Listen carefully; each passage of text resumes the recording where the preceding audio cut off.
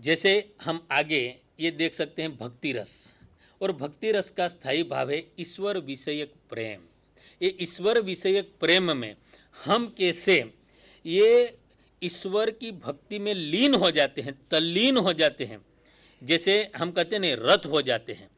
ये हम किस प्रकार, रत शब्द हैं, ये रमना होता है, और ये किस प्रकार हम रमते हैं, ये भक्ति में किस प्रकार लीन तल्लीन हो जाते हैं, जिसका उदाहरण ये भक्ति रस है।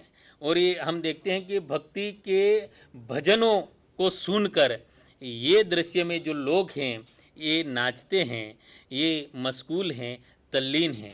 तो विद्यार्थी मित्रों, जैसा कि मैंने आपको रस के बारे में विविध प्रकार की जो चर्चा की, उस चर्चा करने के पश्चात मैं मेरे परम मित्र शैलेश भाई को कहना चाहूँगा कि उस पर और विद्वानों ने जो चर्चाएं की हैं, जो रस को ध्यान में रखकर विविध प्रकार के विद्वान जो हैं, भारतीय काव्य शास्त्र में बहुत सारे विद्वान हैं, ये रस सूत्र पर चर्चा करते हुए जो चर्चा की है, तो उस चर्चाएं ये आपने सामने रखेंगे। मैं शैलेश भाई को ये निमंत्रित करते हुए कहता हूं कि विद्यार्थी मित्रों को आप रस को और विस्तार से समझने के लिए आप और प्रयत्न किस प्रकार हम कर सकते हैं, किस प्रकार हम समझ सकते हैं, तो मैं शैलेश भाई को ये कहना चाहूँगा कि विविध प्रकार के जो विद्वान हैं, उस विद्वानों ने रस के बारे में क्या कहा है, उस पर विशेष चर्चा करेंगे। शैलेश भाई।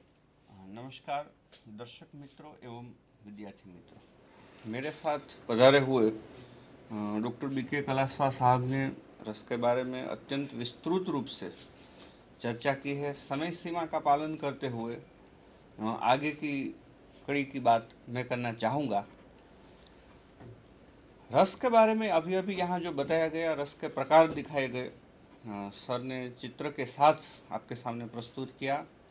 लेकिन जब हम काव्य पढ़ते हैं या प्रेक्षागृह में बैठा हुआ एक दर्शक जब नाटक को देख रहा होता है, तब वास्तव में उसकी मानसिक स्थिति क्या होती है, जैसा कि सर्वविदित है, आचार्य भरत मुनि ने नाट्य शास्त्र नामक ग्रंथ लिखा और इसमें प्रेक्षक को रस की अनुभूति कैसे होती है वह दिखाया है। राम, कृष्ण, सीता या राधा जैसे चरित्रों को जब हम मंच पर देखते हैं तो वास्तव में हमें इनके प्रति रतिभाव कैसे उत्पन्न हो सकता है और रस का साधारणीकरण कैसे होता है, इसके बारे में भरत ने अपने ग्रंथ के द्वारा चर्चा की है।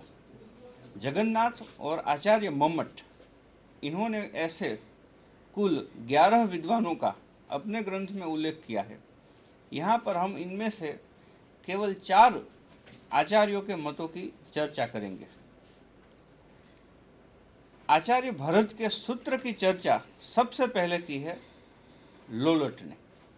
तो लोलट ने यह दिखाया है कि हमें रस की अनुभूति जो होती है, तो इन्होंने संयोग और निष्पत्ति इन 2 शब्दों पर अपना अभिमत प्रकट किया है। इन्होंने निष्पत्ति शब्द पर विचार करते हुए ये बताया है कि यहाँ निष्पत्ति शब्द का अर्थ है उत्पत्ति, यानी रस उत्पन्न होता है।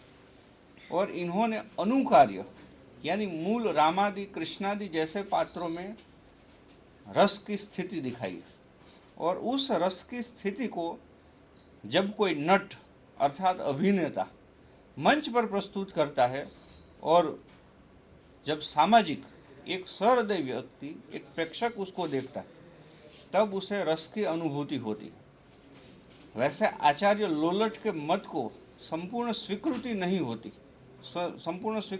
मिली, क्योंकि इसमें एक सबसे बड़ी दिक्कत यह है कि अभिनेता ने मूल पात्र को तो देखा ही नहीं, तो वह उसका अनुकरण कैसे करेगा। तो स्वाभाविक है कि यहाँ कार्य कारण संबंध पूरा नहीं होता। और रस कोई ऐसा भौतिक पदार्थ नहीं है कि जो उत्पन्न हो। वास्तव में रस अनुभूति का विषय होता है। विभाव, अनुभाव और संचारी भाव के संपूर्ण सहयोग से, इनके संबंध से हम रस का अनुभव करते हैं। जैसे भोजन हम करते हैं तो सारे रस, सारे स्वाद मिलकर कुल मिलाकर हमको एक स्वाद की अनुभूति कराते हो, ये कुछ ऐसी ही प्रक्रिया है।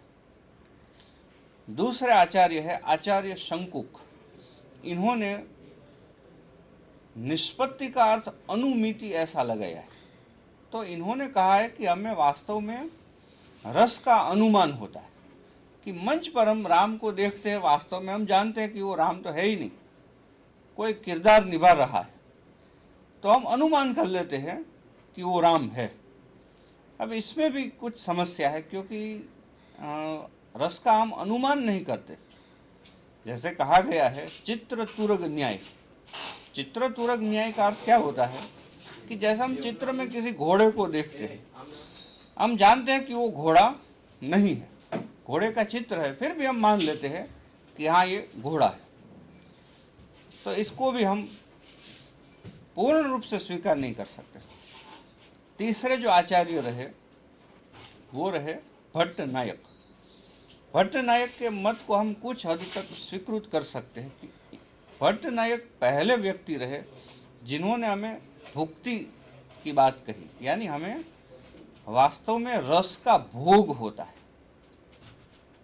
यानी हम जैसे एक आस्वाद ग्रहण करते हो, हम स्वयं अनुभव करते हैं। तो यहाँ सामाजिक को, प्रेक्षक को कुछ अंश तक महत्व प्रदान किया गया। जैसे सर ने अभी चर्चा की कि इतने रस है और इतने इसके स्थायी भाव, तो इन्होंने पहली बार ये बात हमारे सामने रखी कि इस तरह से रस प्रवाहित होता है और हमें इसकी अनुभूति होती है। आचार्य नायक ने अभिधा और लक्षणा से परे एक और शब्द शक्ति की कल्पना की और उसको नाम दिया भावकत्व और भोजकत्व। यानी हमारे मन में एक भाव उत्पन्न होता है, बिल्कुल सही, और हम उसका अनुभव करते हैं, बिल्कुल सही। इनके पश्चात एक आचार्य हुए जिनके मत को हम पूर्ण रूप से स्वीकृत मानते हैं, और वो है अभिनव गुप्त। इन्होंने कहा कि भावकत्व और भोजकत्व जैसे कोई शब्द शक्ति नहीं होती, इसके लिए अभिधा, लक्षणा और व्यंजना, ये तीनों शब्द शक्ति ही पर्याप्त है, और इन्होंने मुख्यतया व्यंजना पर बल दिया है। आचार्य अभिनव गुप्त, इनका एक विशेष महत्व इस दृष्टि से भी है कि पहले दो आचार्य यानी लोलट और शंकुक, इनका कोई ग्रंथ हमको उपलब्ध नहीं होता, लेकिन हम अभिनव गुप्त ने जो विवरण दिया है उसी के माध्यम से इसको जान सकते हैं, समझ सकते हैं। अभिनव गुप्त का हमें विशेष रूप से उल्लेख इसलिए भी करना चाहिए कि इन्होंने निष्पत्ति का अर्थ माना है अभिव्यक्ति। जैसा कि सर ने स्थायी भाव के बारे में हमको बताया, ये बात कुछ ऐसी है कि वास्तव में रस होता ही है, रस की कोई उत्पत्ति नहीं होती, इसका हम कोई अनुमान नहीं लगाते, रस तो होता ही है। शकुंतला के चित्र को देखकर हमारे मन में जो भाव उत्पन्न होता है, रस तो है ही, पर बाद में हमें उसकी अभिव्यक्ति होती है। महत्वपूर्ण बात यह है कि प्रेक्षागृह में एक व्यक्ति नहीं होता, प्रेक्षकों का पूरा समूह होता है, और सबको उन भावों का साधारणीकरण होता है। बीच में मैं आचार्य रामचंद्र शुक्ल का उल्लेख करना चाहूँगा कि इन्होंने एक अनिवार्य शर्त ये मानी है कि अनुकार्य यानी कि वह चरित्र ऐसा होना चाहिए जो सबका आलंबन हो सके, यानी कोई एक ऐसा ख्यात चरित्र हो कि जिसके बारे में हर कोई पहले से ही जानता हो, और बाद में लेखक या कवि उसको अपने ढंग से हमारे सामने चित्रित करता है। अनुकार्य को अभिनेता ने देखा नहीं है, लेकिन उसके बारे में वह जानता अवश्य, इसलिए मंच पर उसको प्रस्तुत करता है या काव्य में हम उसको पढ़ते हैं और हमारे स्थायी भाव उद्दीप्त होते हैं। तो जैसा कि अभिनव गुप्त ने बताया कि बाद में हमें उन स्थायी भावों की अनुभूति होती है। निष्पत्ति के संदर्भ में अभिव्यक्ति शब्द बिल्कुल सटीक रूप से सही हमको प्रतीत होता है। तो रस की यह अभिव्यक्ति हमें ब्रह्मानंद सहोदर, जैसा कि हमने परमात्मा को कहा है रसो वै सह, हमारा परमात्मा भी रस रूप है। हमारी संस्कृति, हमारा धर्म, इसमें हमें इतने रसों का अनुभव होता है। रस वह अंतिम परिपाक है। हम कह सकते हैं कि काव्य या नाटक को हम जो पढ़ते हैं, देखते हैं, इसका अंतिम परिणाम वह क्या है? वह रस है। अगर रस का हमें अनुभव नहीं होता तो हम उस रचना को, उस काव्य कृति को सफल नहीं मानते। अभिनव गुप्त ने इसमें व्यंग्य को महत्व प्रदान किया। तो व्यंग्य और व्यंजक भाव इसमें होते हैं और उसके कारण जो कुछ हम मंच पर देख रहे, हम अपने आप को भूल जाते हैं। ये एक समाधि जैसी अवस्था हो जाती है कि प्रेक्षागृह में बैठा हुआ प्रेक्षक अपनी स्थिति को भूल जाता है, अपने सुख दुख उसके लिए नगण्य हो जाते हैं, वह उसकी उपेक्षा कर देता है कि मेरे सामने कौन सी समस्या है, मुझे क्या काम करने, वो सब भूल जाता है। और ब्रह्मानंद सहोदर एक प्रकार की उसको आनंद की अनुभूति होती है। यही कारण है कि बीभत्स जैसे रस भी कुल मिलाकर हमें आनंद देते हैं, क्योंकि स्थिति क्या है कि हम अपने आप को विस्मृत कर जाते हैं। इसलिए इन चारों आचार्यों के मत के संदर्भ में अभिनव गुप्त का मत हमें 100% सही प्रतीत होता है। आधुनिक युग में डॉक्टर नगेंद्र ने, आचार्य रामचंद्र शुक्ल ने अपने अपने ढंग से रस की अनुभूति की चर्चा की है। और जैसा सर ने दिखाया कि काव्य की दशा वह रस दशा है, और आधुनिक संदर्भ में रस के परिपाक की जब हम चर्चा करते हैं तो रस के संदर्भ में इन 9 रस और जो गौण रस है, जैसे वात्सल्य रस है, इसकी हमें काव्य पढ़ते हुए अनुभूति होती है। और काव्य के संदर्भ में या नाटक के संदर्भ में इन आचार्यों के मत की हम चर्चा करते हैं तो रस निष्पत्ति की प्रक्रिया, वैसे भरत ने जो चर्चा की है वो अपने आप में पूर्ण ही है, लेकिन इन आचार्यों ने अपने अपने ढंग से इसको समझाने का प्रयास किया। तो आचार्य लोल्लट का मत, फिर नायक का मत, शंकुक का मत और अंत में अभिनव गुप्त का मत। इसके पश्चात आधुनिक युग में डॉक्टर नगेंद्र के पश्चात रामचंद्र शुक्ल, इन्होंने इन मतों को हमारे सामने रखा है। और काव्य की जो अनुभूति हम करते हैं, हम एक एक सोपान से गुजरते हैं। डॉक्टर नगेंद्र ने दिखाया है कि सामाजिक सबसे पहले मंच पर अभिनेता को ही देखता है, उसको पता है कि हाँ ये अभिनेता है और मैं नाटक देख रहा हूँ। बाद में सात्विक, मानसिक, आहार्य, वाचिक, इन सब के संयोग से, इन सब के सहयोग से धीरे धीरे वह रस के साथ बहने लगता है, क्योंकि मंच सज्जा है, आसपास वातावरण ऐसा है, संगीत की सुरावली बज रही है, प्रकाश की व्यवस्था है और घटनाएं एक के बाद एक उसके सामने आती जाती। और अभिनेता स्वयं भी जैसे उसी पात्र को मंच पर प्रस्तुत करता है। तो एक ऐसी स्थिति आ जाती है कि हम भूल जाते हैं, हम भाव विभोर हो जाते हैं। नायक के सुख दुख हमारे सुख दुख हो जाते हैं। नायक को जब आनंद की उपलब्धि होती है, हमें आनंद की उपलब्धि होती है। नायक को जब दुख होता है तो हमें भी दुख होता है। तो रस की यही स्थिति सामाजिक को और प्रेक्षक को एक अलग लोक में ले चलती है।